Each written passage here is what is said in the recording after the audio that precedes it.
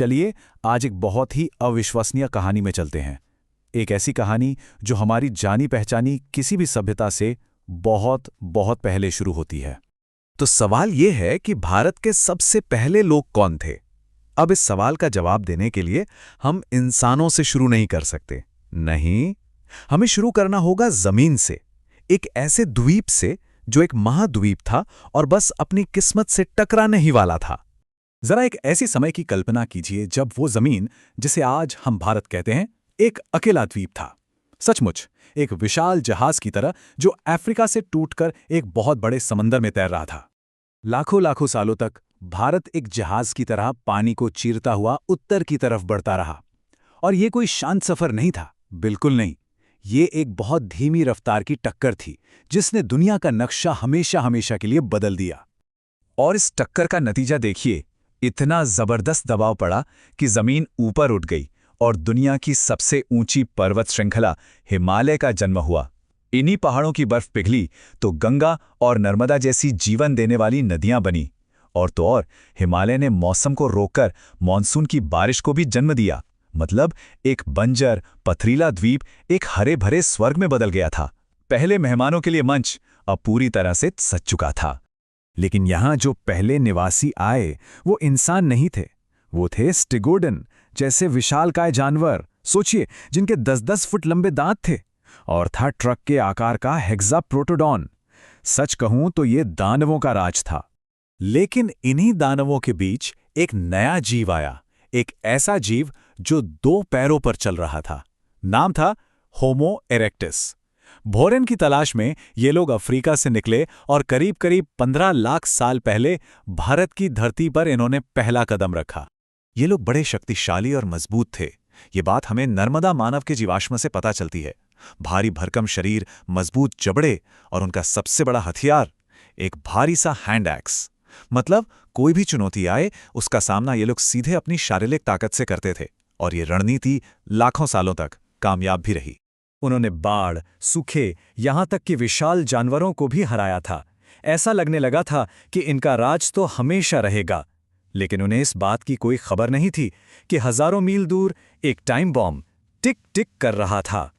हजारों मील दूर, जिसे हम आज इंडोनेशिया कहते हैं, वहां धरती अपना सबसे बड़ा, सबसे भयंकर कहर बरपाने वाली थी। टोबा नाम का एक सुपर ज्वालामुखी एक ऐसी विनाशकारी ताकत से फटा जिसकी आवाज ने शायद हजारों मील दूर हिमालय को भी कंपा दिया होगा। और इसकी राख ने एक पूरे युग का ही अंत कर दिया।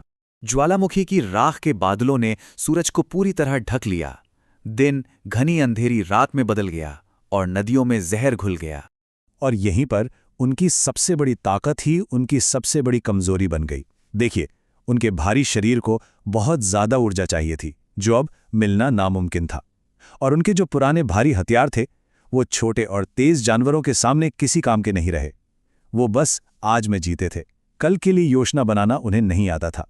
लेकिन होमो इरेक्टस का पतन एक अंत नहीं था, बल्कि ये तो एक शुरुआत थी। इसने एक नई प्रजाति, हमारे सीधे पूर्वजों यानी होमो सेपियंस के लिए मंच तैयार कर दिया था। सूखे से बेहाल होकर जब वो अफ्रीका से निकले तो उन्होंने इतिहास के सबसे साहसी सफरों में से एक की शुरुआत की। और ये सफर जमीन के रास्ते नहीं, बल्कि समंदर के किनारे किनारे हुआ। क्यों? क्योंकि समंदर उन्हें लगातार भोजन दे रहा था। हजारों साल, अनगिनत पीढ़ियां, इस लंबे सफर के बाद आखिरकार वो भारत की दहलीज पर पहुंचे। यहां उन्हें एक ऐसी धरती मिली जिसका मानो पुनर्जन्म हुआ था। ज्वालामुखी के राख ने मिट्टी को बहुत उपजाऊ बना दिया था। लेकिन ये स्वर्ग घने अनजाने जंगलों की एक जानलेवा भूल भुलैया भी था। तो उन्होंने घर बनाकर नहीं, बल्कि मध्य भारत के कुदरती पत्थर के किलों में शरण ली, जैसे भीमबेटका की गुफाएं। इन चट्टानों ने उन्हें बारिश, ठंड और खूंखार जानवरों से बचाया। शायद पहली बार इंसानों ने घर शब्द का सही मतलब समझा था। अब इस नई दुनिया में जिंदा रहने के लिए एक तकनीकी क्रांति की जरूरत थी। एक ऐसी क्रांति जहां ताकत की जगह सटीकता और दिमाग ने ले ली। तो उन्होंने भारी पत्थरों को छोड़ दिया और बनाए माइक्रोलिथ, यानी पत्थर के छोटे छोटे ब्लेड जैसे धारदार टुकड़े। समझिए, यह उस जमाने की मिसाइल टेक्नोलॉजी थी। और जब जिंदा रहना थोड़ा आसान हो गया तो एक नए तरह का विकास शुरू हुआ। ये विकास शरीर का नहीं, बल्कि दिमाग का था, संस्कृति का जन्म हो रहा था। वे अब सिर्फ अकेले लोग नहीं रह गए थे, वो एक समाज बन रहे थे जो नियमों, रिवाजों और कला से बंधा था। और नियम बहुत सीधा था, आज जो भी है वो बांट कर खाओ, क्योंकि क्या पता कल तुम्हें मदद की जरूरत पड़ जाए। इतना ही नहीं, उन्होंने शुतुरमुर्ग के अंडे के छिलकों से मनके बनाए, गहने। ये खुद की पहचान का पहला संकेत था। और फिर उन्होंने सबसे बड़े सवाल का सामना किया, मरने के बाद क्या होता है। अपने से पहले के किसी भी जानवर की तरह उन्होंने अपने मरे हुए लोगों को छोड़ा नहीं। उन्होंने उन्हें सराय नहार राय जैसी जगहों पर पूरे सम्मान से दफनाया, साथ में औजार, भोजन और गहने भी रखे। ये शायद इस जीवन से परे एक सफर में विश्वास का सबसे पहला सबूत था।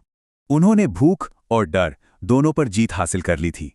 अब असली सफर शुरू हुआ था, कला, आत्मा और समुदाय की तरफ एक अंदरूनी यात्रा। अब सवाल यह था कि इंसान होने का मतलब क्या है।